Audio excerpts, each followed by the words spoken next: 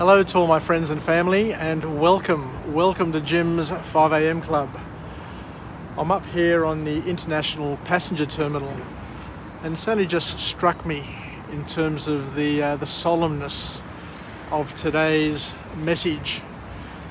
You can see up there on the harbour bridge, the flags are flying at half-mast, and that is to signify and to echo the fact that we are in a period of mourning, given that Prince Philip, the Duke of Edinburgh, passed away yesterday at the age of 99, just a couple of weeks short of his 100th birthday.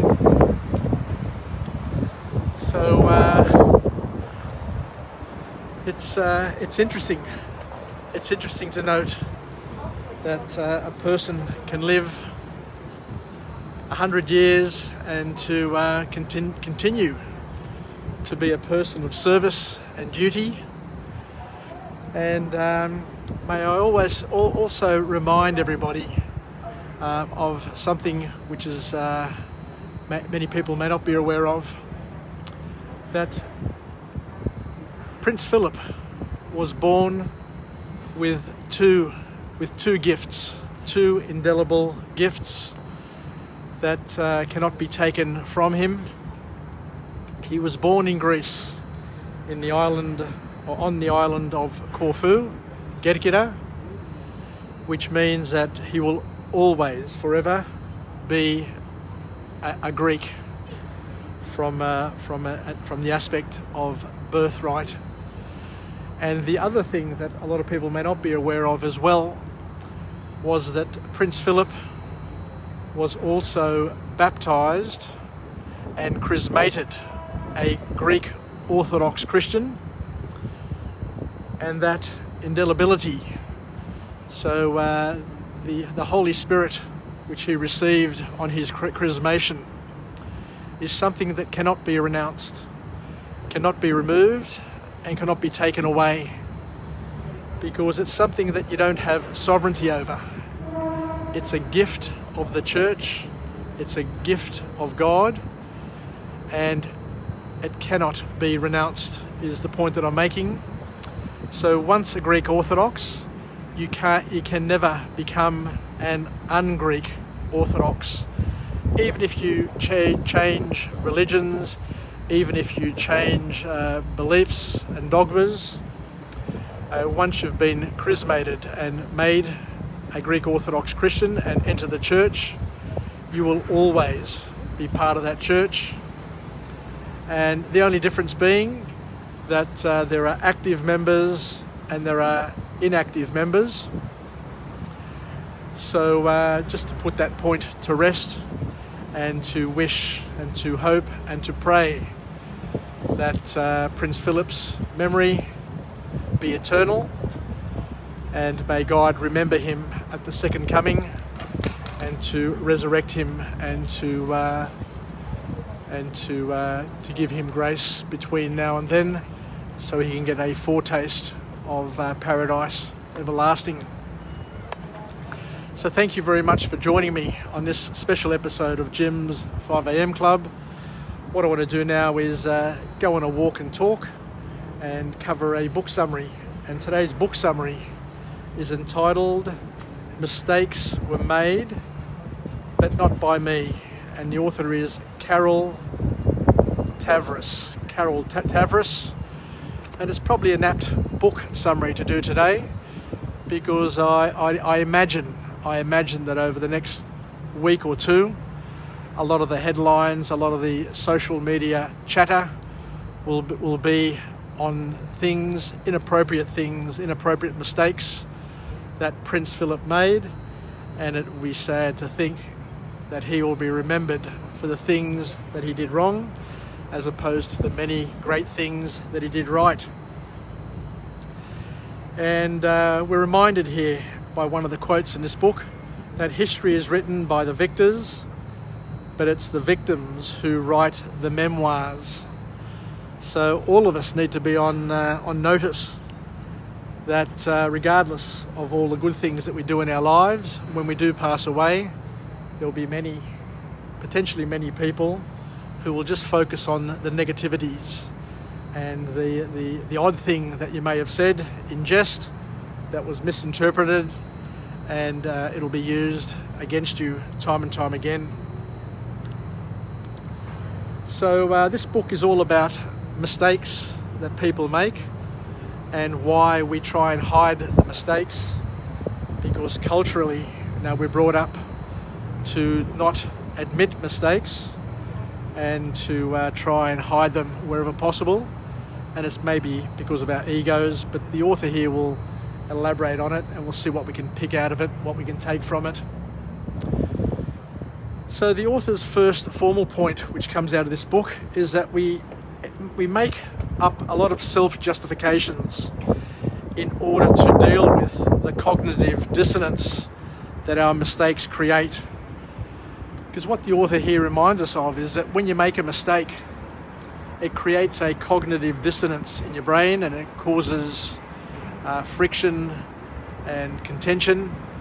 And in order to solve that, that feeling of discomfort that comes from the dissonance, the cognitive dissonance, we end up trying to minimizing the pain by redefining how that moment feels and what it means, so that we can make ourselves feel better and save face, I guess, is another way of looking at it. So this self-justification, if you have to go and justify everything you do, and it's important to understand is that you will find justification. Everything you do, every mistake you make, you will be able to find and justify a reason for doing it to make you feel good. It will never make it right, but it'll make you feel good. So just be aware that a lot of the times we will try and relieve ourselves of pain and try and identify confirmation biases to help us feel good and look good to others, because what we'll do is we'll scour the environment, we'll scour the universe for evidence to prove our beliefs right. So those beliefs could be right beliefs or they could be false beliefs. But regardless of what it is, if you are in a position to justify your actions, rightly or wrongly, your brain will go away and look for evidence to try and prove it right or wrong. So confirmation bias is can even lead you, according to this author, to changing your entire morals. So you can be a good person, you can be a person who has been brought up with great values from a great family, but the more you try and justify your actions, even if those actions are wrong, and we do it all the time, so it's not as if some people do it and some people don't. Whenever you start to justify something, what you're trying to do is you're trying to prove to yourself that what you're doing is right. And the author talks about a thing called a pyramid of choice. So when we're at the top of the pyramid and we look down, we can see what is right and what is wrong. We can clearly see what is right and what is wrong. But once we start justifying our actions and start taking a path, we go further down the pyramid, according to what the author is saying.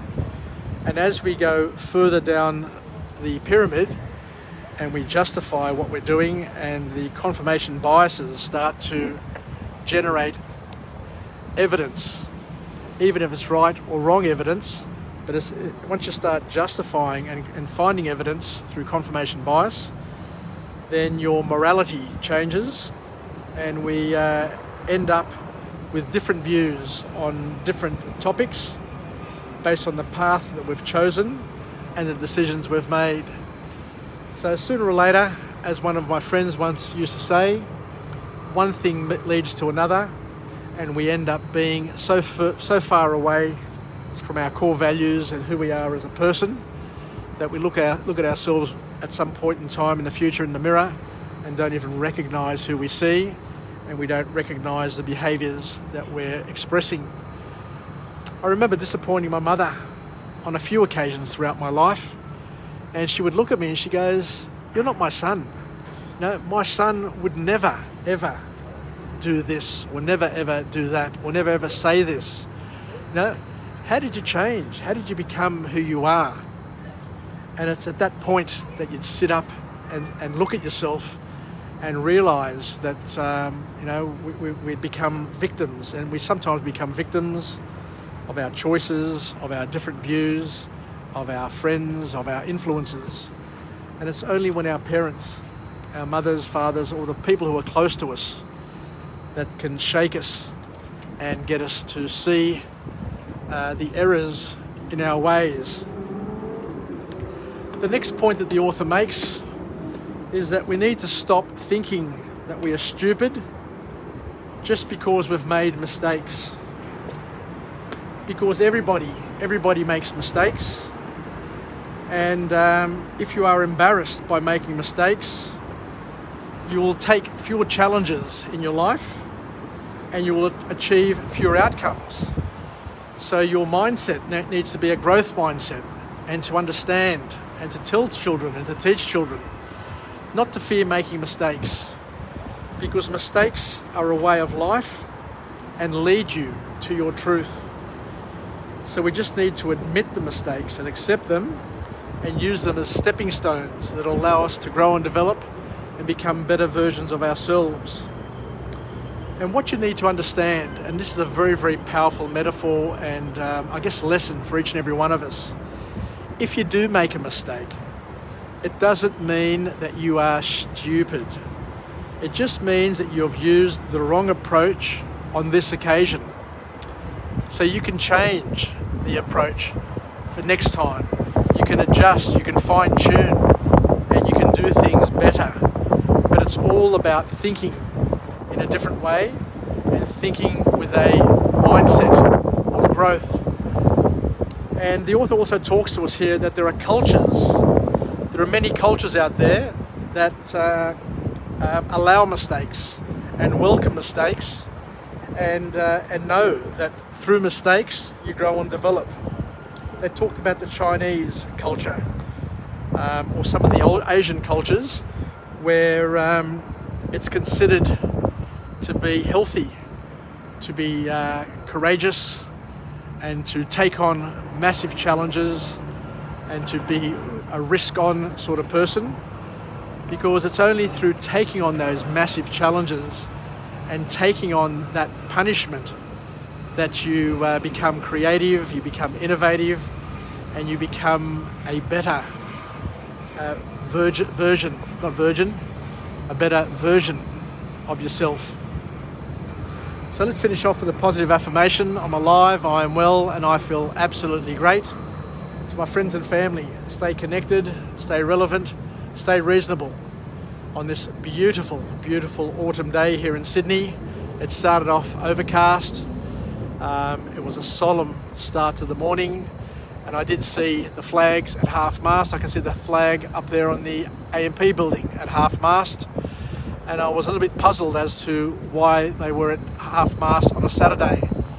It's only when I looked at them again that I realised that it smacked me straight in the face to say, well, we had a death of a very important person, a death of a partner, a death of a person who's been a leader in many ways and who has contributed to many young people's lives through the Duke of Edinburgh Awards, which welcomed adventure and welcomed people to try something different and to bite off more than you can chew in order to become better at dealing with discomfort and to expand your comfort zone and to grow as a person. So let's finish off. And I'll say that I'll catch you later on. I'll go through another book summary from a different location. This is my third vlog for today, and I'm well on my path to achieving my 1,000. So take care. If you like, you're from Jim's 5am Club, and we'll chat again later today. Bye for now. Yassas.